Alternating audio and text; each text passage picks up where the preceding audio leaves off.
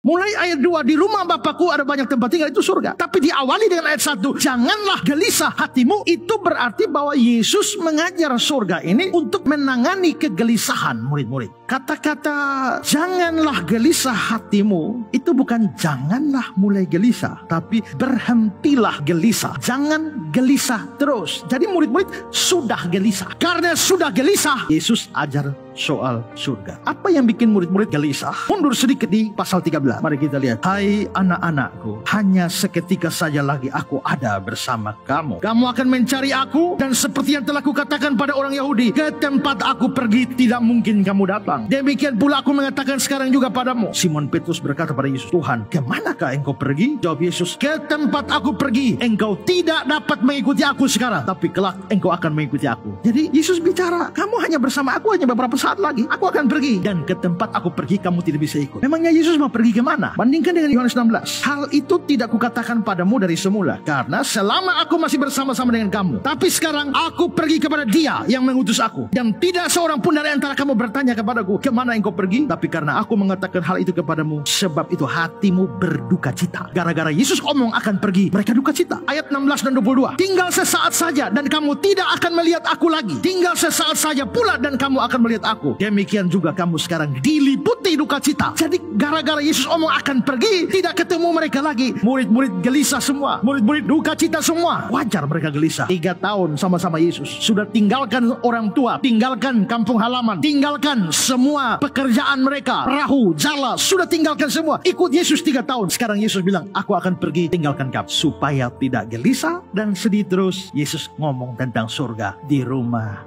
Bapakku banyak tempat tinggal. Dia ajak membayangkan surga itu jadi penghiburan dan kekuatan pada mereka. Karena dalam hidup ini ada banyak yang tidak enaknya, ada banyak yang tidak menyenangkan, ada banyak yang memuakkan. Tapi dengan mengarahkan pikiran dan pandangan ke surga seperti yang Yesus ajarkan, itu menjadi penghiburan dan kekuatan. Dalam dunia ini mungkin tidak punya harta kekayaan, bahkan tidak punya tempat tinggal yang memadai, hanya kos-kosan saja, itu pun kos-kosan murahan. Tapi ketika memikirkan tentang surga, tentang hiburan bagi kita, karena di sana kita tidak mungkin tidak kebagian tempat, karena di sana banyak tempat tinggal, itu bikin penghiburan. Di dalam dunia ini kita mungkin terlalu lelah dengan segala macam persoalan, mungkin capek, tapi memikirkan tentang surga, surga itu tempat istirahat bagi yang lelah. Makanya kalau ada orang mati,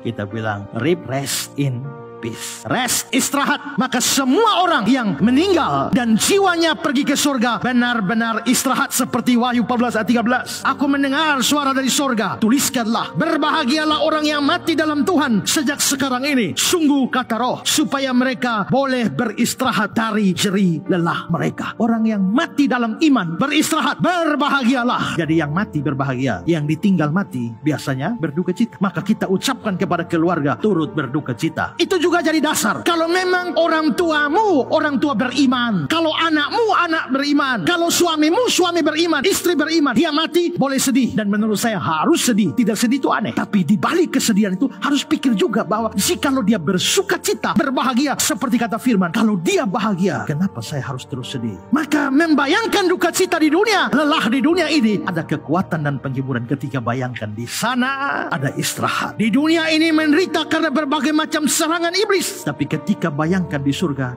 ada iblis? Tidak ada. Di sini bisa menderita karena orang-orang jahat. Tapi membayangkan di surga, apakah ada orang jahat di surga? Tidak. Semua orang jahat sudah di sebelah. Semua nabi palsu sudah di sebelah. Semua iblis ada di sebelah. Tidak dapat bagian. Bukankah itu penghiburan? Bayangkan hidup tanpa orang jahat sama sekali. Semua orang-orang baik. Di sini kita taat Tuhan, mau menyenangkan Tuhan. Tapi kita juga masih sering jatuh di dalam dosa. Dan itu bisa menyedihkan kita. Tapi membayangkan di sana, seperti kata Ibrani 12 ayat 23, di sana itu di surga, roh orang-orang benar menjadi sempurna. Maka kita boleh berbahagia bahwa di sana kita tidak akan berdosa lagi. Kita betul-betul hidup di dalam takut akan Tuhan secara sempurna. Di sini air mata bisa menetes terus, tapi di sana seperti kata Wahyu 21 ayat 4, Dia akan menghapus segala air mata dari mata mereka, dan maut tidak akan ada lagi. Tidak akan ada lagi lagi perkabungan, ratap tangis atau duka cita, sebab segala sesuatu yang lama telah berlalu. Di sini bisa kekurangan makan, kekurangan minum. Di sana tidak bisa lagi. Wahyu 7 ayat 16. Mereka tidak akan menderita lapar dahaga lagi. Matahari atau panas tidak akan menimpa mereka lah. Maka gelisah bisa datang. Yesus ajak bicara surga supaya jangan lihat gelisahmu, lihat surga sana. Kalau kamu lihat surga, gelisahmu tersingkirkan. Perhatikan 2 Korintus 4, 16-17. Sebab itu kami tidak tawar hati, tetapi meskipun manusia lahirnya kami semakin merosot, namun manusia batinnya kami dibaharui dari sehari ke hari. Sebab penderitaan ringan yang sekarang ini mengajarkan bagi kami kemuliaan kekal yang melebihi segala-galanya, jauh lebih besar daripada penderitaan kami. Paulus sangat menderita besar, tapi dia bilang penderitaan ringan. Kenapa? Karena memang dibandingkan dengan penderitaan lain, ini penderitaan besar sekali. Tapi dibandingkan dengan kemuliaan yang akan datang, penderitaannya jadi kecil, ringan. Berarti Paulus melihat kepada kemuliaan surga, maka dia bisa menghadapi penderitaan di dunia. Karena itu dia sebut penderitaan